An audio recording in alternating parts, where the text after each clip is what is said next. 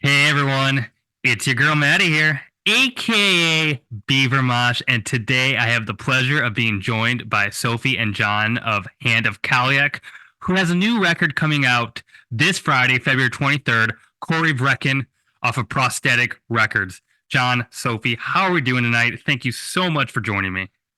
Thanks Awesome. so much for having us. Yeah, Yeah, thanks very much, Maddie. Awesome yeah. to be on. So the new album comes out this Friday, and I'm wondering what is going on. What is the feeling like right now? What is the excitement level of getting an album out? Yeah, it feels big, and Yeah. we're at the stage where we don't really, we're kind of getting a trickle of feel for what people think, but Mhm. not, it's not fully out, so we don't know how people feel, Sure. and we just really hope people like it. Yeah, yeah, That's the thing. So nervous, I'd say. yeah, Nervous energy. sure. Mhm. Yeah, There a mix of are, nerves and then the excitement of getting it out, I Yeah. guess. Yeah, I've been waiting for a little while, but yeah, it's yeah, definitely a bit of nerves for sure. Yeah. and you say you're kind of starting to see feedback. Do you read the reviews? Do you care? Does that mean anything to you? Yeah, no, absolutely. I think we've had about maybe 7 or 8 come through so far, and they've all been like really, really kind and really Mhm. positive. And yeah, we absolutely do read them, Sure. and we try and repost them as well where we can as well. We try not to miss any, but yeah, I mean, we're very humbled by the response we've had so far. People have been really, really kind this time around. Yeah, I just Um, think people in general in the metal community are so nice. I think that's a stereotype that people get wrong about metalheads. Yeah, yeah, I for really, sure, Yeah. for I sure. really, really think that, and Yeah. people are lovely and have been lovely to Mm. us. Well, I mean, I'm curious, how long have you been working on the record and how long have you been sitting on the final product? Yeah, fair Wow. question. Yeah, we will. So I think we probably finished recording it at the sort of midway through last year, Hmm. and got it mixed and mastered shortly after that. And then we were looking to get it out with our former label Trepanation, who did our initial EP and then our first full length Samhain. But then Dan, the owner there, just a really top gent, was pushing us to say, "Look, guys, you should be trying to push this a bit bigger, Hmm. to a bigger label than what I can do from a Yeah. reach perspective," which was insanely nice of him. He's always been such a Yeah, gent to us. lovely Yeah. guy. And yeah, absolutely love the guy. So we fired it out just to, well, made a pretty short list, I guess, of the labels that we quite fancied, and thought that might, in a dream world, would be a reasonable fit for our sound. And Prosthetic was kind of top of the list. And then they were surprisingly like really keen, got back to us really quickly, and Yeah. but just to fit within their release schedule, and the sort of albums that they had lined up, it was a few months of waiting just to get to the slot now. So it has been a few months. We've been kind of itching to get it out there, but totally worth it because with what Prosthetic could bring for us and give us, funding for like a music video and stuff like that, that we would have never had the budget or the stones Yeah. to do ourselves. Um, so yeah, yeah, been a wee while, but Yeah. totally worth it, I think. Yeah, for the amount of extra that we've been able to get Yeah. on it. This is not the first time I've heard this about prosthetic. As an outsider perspective, they seem like this big, iconic entity, but they sound very accessible and like, bands can reach out and they do. And that's great that the way that the reach they have with, bands and giving them a platform. Um, Yeah, they have so many great artists on that record. I mean, what were the conversations like with prosthetic? they were awesome.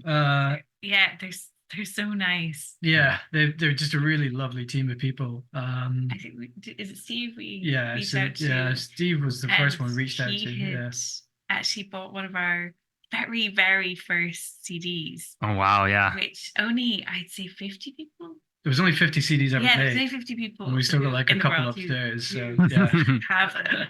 And with all because it was so new to us, and it was such a big deal every time someone bought a CD, that's kind Yeah. of like huge deal every time.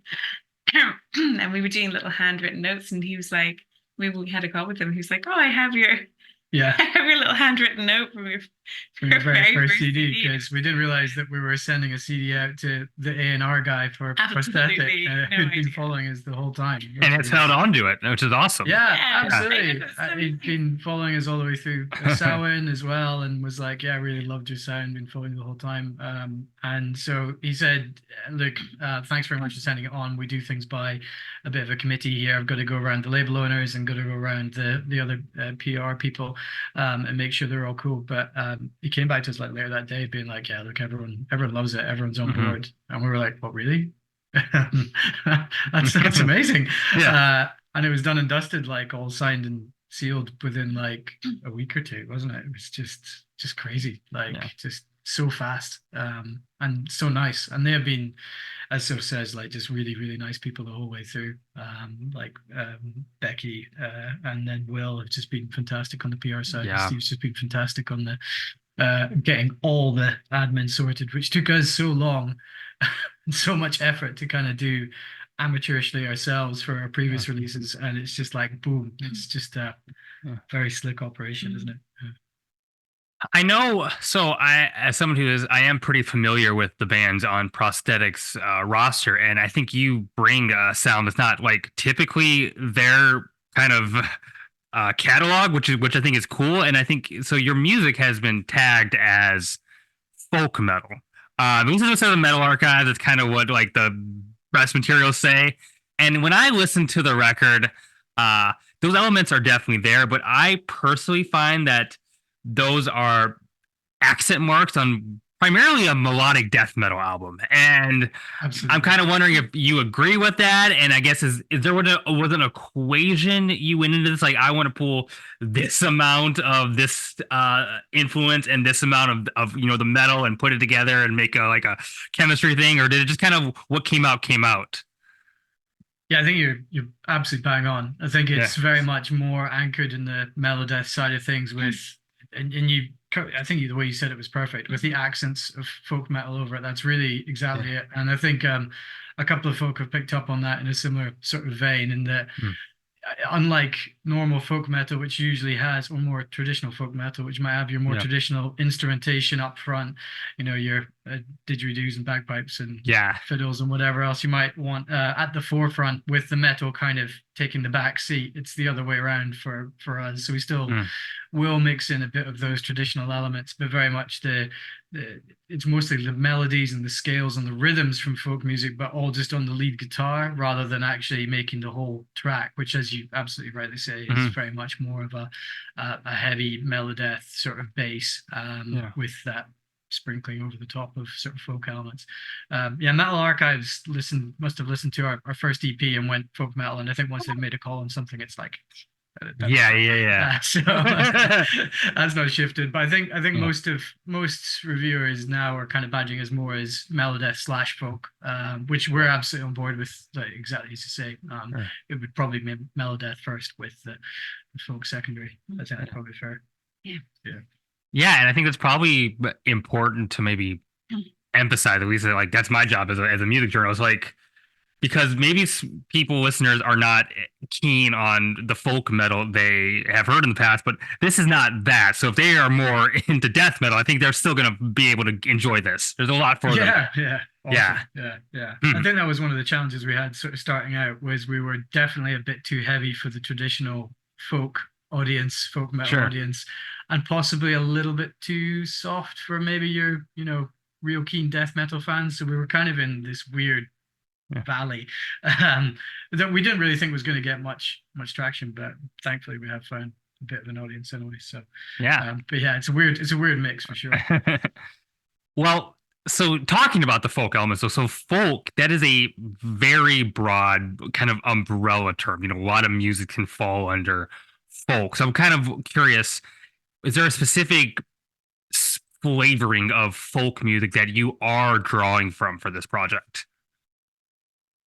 I think we're from Scotland, and I think there's a lot of rich folk music here, so it kind of infiltrates, even if we don't realize it does. And I think a lot of my vocals have a kind of quite traditional folky, kind of ethereal vibe to them. Yeah, you definitely get quite a lot of lighter female vocals in Scottish and Celtic folk music that sort of like vocal stylings really lean into and draw from a lot. And I think the other bit that we kind of use, well, I guess it's kind of what we're saying around taking those patterns and those rhythms that you would get from traditional Scottish music that you would maybe play on a fiddle, for example.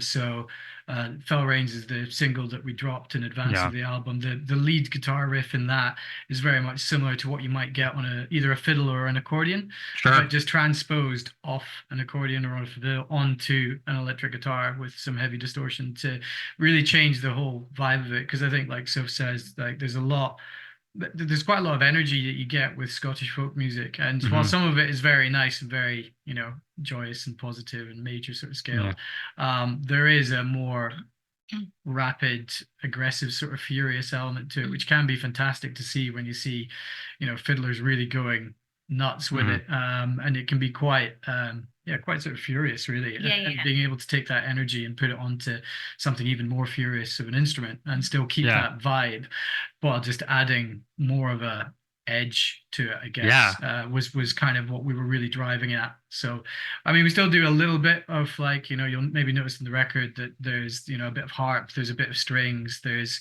some supporting like choir samples and things like that. So we do try and bring in just like some supporting elements just to add flavor and atmosphere, I guess, is something that we're really, really keen on building up. But the foreground really is guitars, and a lot of that sort of very more accessible tone, just with a different structure behind it, I guess.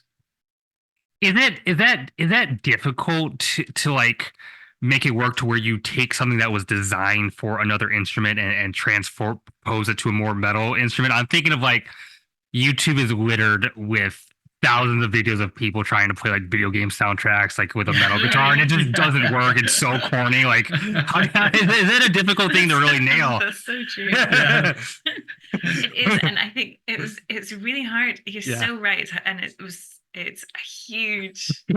It's always on our mind. We don't want to be corny, and I think the kind of the idea, and like things like bagpipes and things, they can sound really corny. So you've got to we try so hard is the answer. I think to avoid that. I think it's usually, it's totally right. Absolutely. I think I think the leads are the hardest ones to get right, so we'll usually do those first, because if we can get those leads right, those high sort of melodic leads that might be more associated with those instruments, if we can start them off right, then we know that we're building around the right foundations for the tracks and for the themes.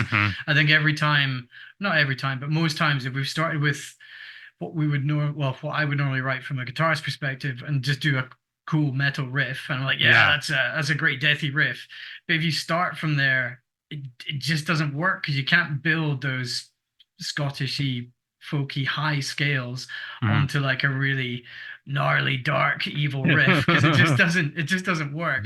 And similarly, if you start with the chords without going on the melody side of things, then, like Soph says, then it just can sound really corny, because then all of a sudden you're just belting out a power metal ballad instead, and it's like, wait, no, that's not what we're going for either. So it's definitely hard to get it right if we start with the leads. Nothing wrong with a cheesy power metal chorus. So in the perfect context, So's a massive power metal fan, and like I can respect a bit of it. Like, I like it in the right context. I feel when you like try to, some bands have tried to put power metal and death metal together, and I've never heard it work right. But like, well, what was that one that came out last year? Was it that Dragon Corpse one? I think that was a pretty impressive attempt at it. Anyway, I guess John, you were talking about, you know, doing the guitar. I guess I haven't asked, what is your two's perspective roles in this project? What do you do play in this band? Well, so I mean, so I do the vocals, obviously, on the growling side of things, and then the lead guitars and the rhythm guitars from a writing perspective, and we also do the drums. So I've got like an E-kit here that I use just to get the basic rhythms down. And then what we would typically do is, because we've basically been a studio outfit for the entirety up until now, when we get to the mixing, I just chip all that over to our mixing engineer, and he reskins all the drums electronically with like really high-end sample packs. They really give it that much more modern sound as well, which is great. So it saves us having to do a much more challenging logistical effort in terms of getting the live drum sound in, which is something I'd still like to do and something we'd like to do now that we've got a live drummer and a live lead guitarist as well on board that we're spinning up for, and they're dead keen and we're dead keen to actually get them to record and obviously write if they want to for the future bits, and Soph does the bass and obviously her vocals as well. Sweet. And thematically it sounds like you're borrowing heavily from Celtic mythology and kind of the lyrics and the stories that you're telling with your music. And from what I understand, kind of reading some of the press material, that it's dealing with this ancient god of winter. And for those who may not be as well read into these tales and this mythology, do you want to kind of give maybe a Spark Notes version of that? Absolutely. Yeah. Or should I? Yeah, okay. So so the Kalliach is absolutely the sort of central figure that you're kind of mentioning.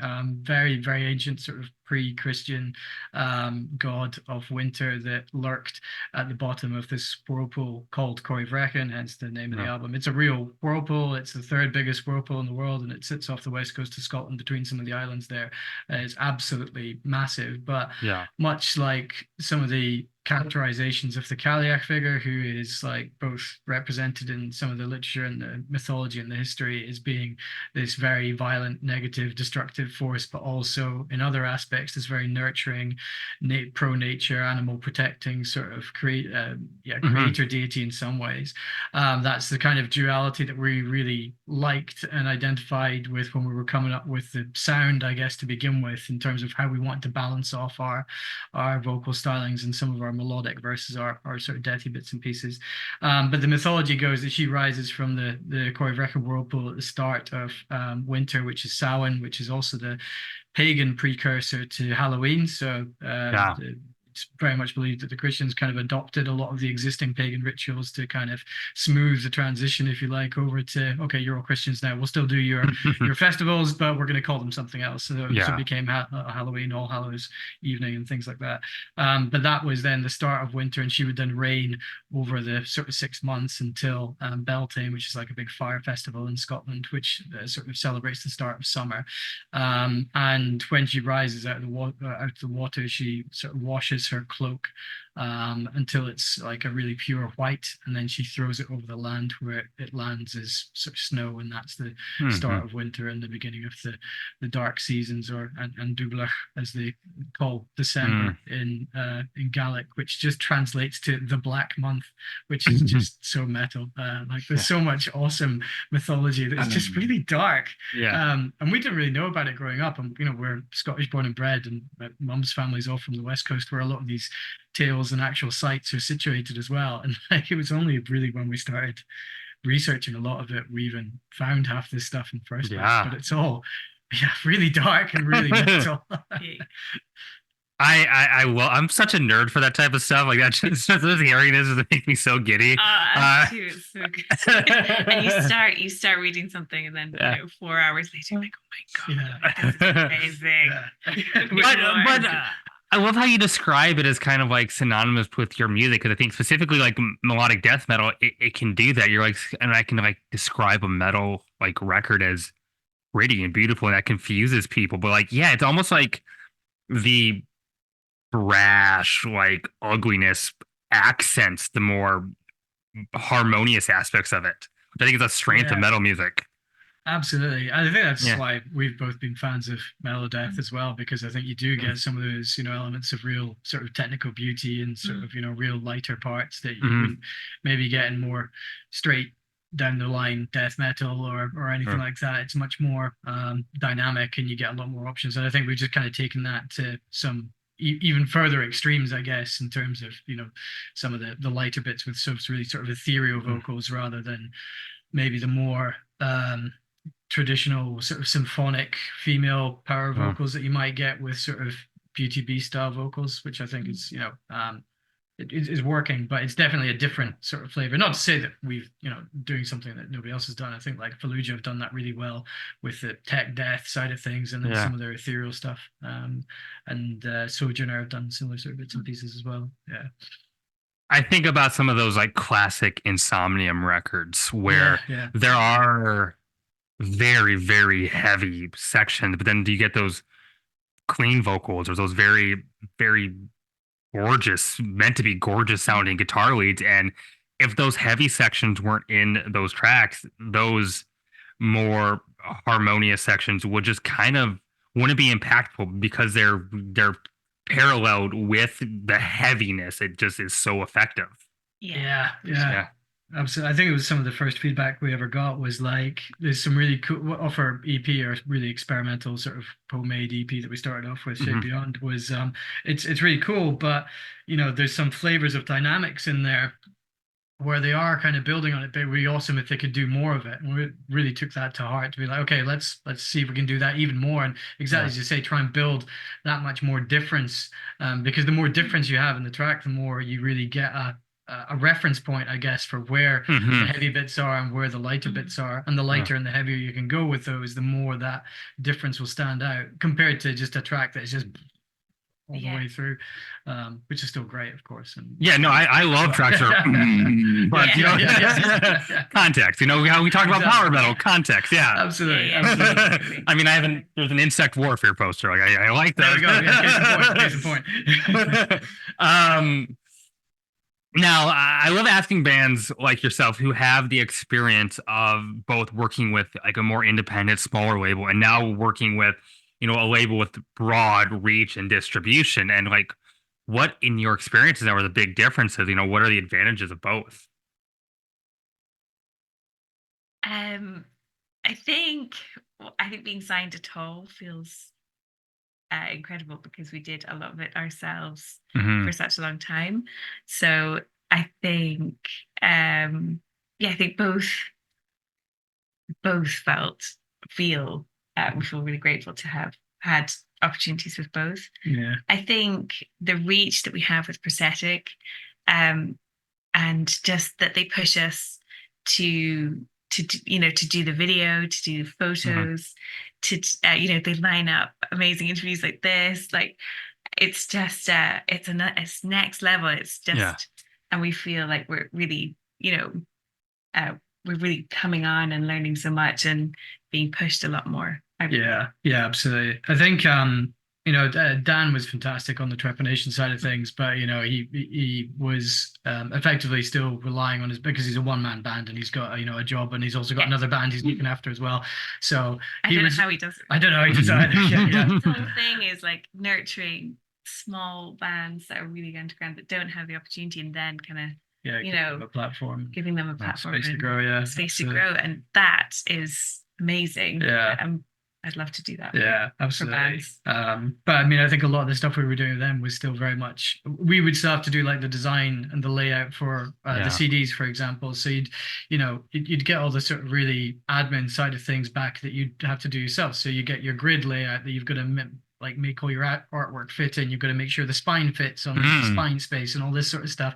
So it's kind of like a crash course in doing like bad Photoshop sort of stuff. Very bad Photoshop. And it was the same when we did the vinyl. The vinyl's really expensive to do up front. So amazing when you get your first vinyl. Oh yeah. I mean, it was great. That you've made, that's a incredible feeling. Yeah, absolutely. But it took us like a year and a half of the last album being out for us to have enough funds that we could then put into the vinyl, because it was like £2,000, which is like just an insane amount of money. I mean, it's worth it and it's great when you can get it, but that meant that we'd kind of the album was already like 18 months stale by the time we could get the vinyl out. So it wasn't like ideal timing, and it took us so long to get the artwork right, to get all these bits and pieces. And with Prosthetic, because they are just a full professional label, it just happens. Like, it's just done. Like you take the artwork over to Steve and go, hey Steve, there's the artwork, and then it's like, cool, okay, don't worry, I've chucked it over to our graphic designer, bam bam bam, here's your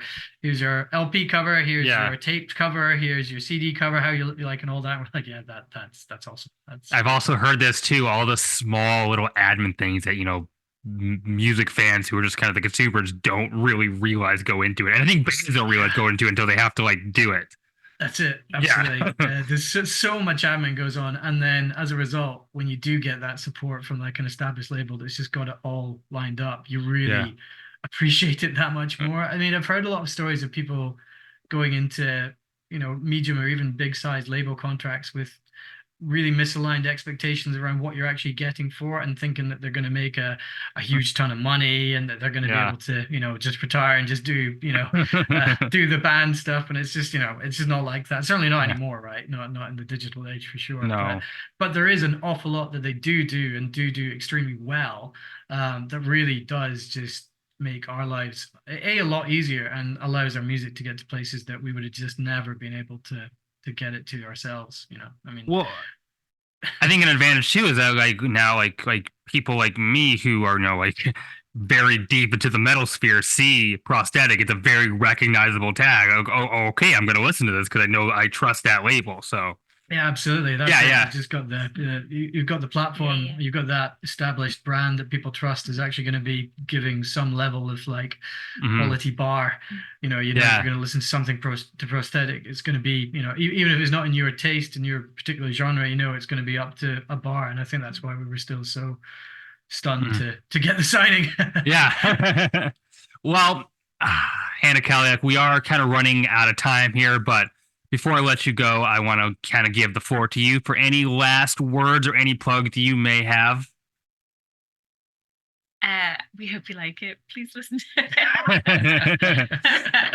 I think, I mean, we are hugely grateful for all the, long-term and new fans that have really been shouting about the album on the Work Up and all our previous stuff. I think from when we started, like, as Soph said, we were just joking around and kind of doing stuff in our bedroom in lockdown, and just didn't really think it was ever going to go anywhere. And now to be signed to like a really established high label, it's amazing. But we wouldn't have done it. We genuinely would not have done it if people hadn't kept encouraging us to do it, because we would have just dropped 5 tracks into ether and then just been like, cool, that was a fun lockdown thing, back to back to real world. But yeah, so massive thanks, and obviously to like reviewers like yourself, Maddie, and everyone else who's been writing and supporting us and spinning us on the radios and things like that, because it's just helped us all so much to get to where we are. So massive thanks.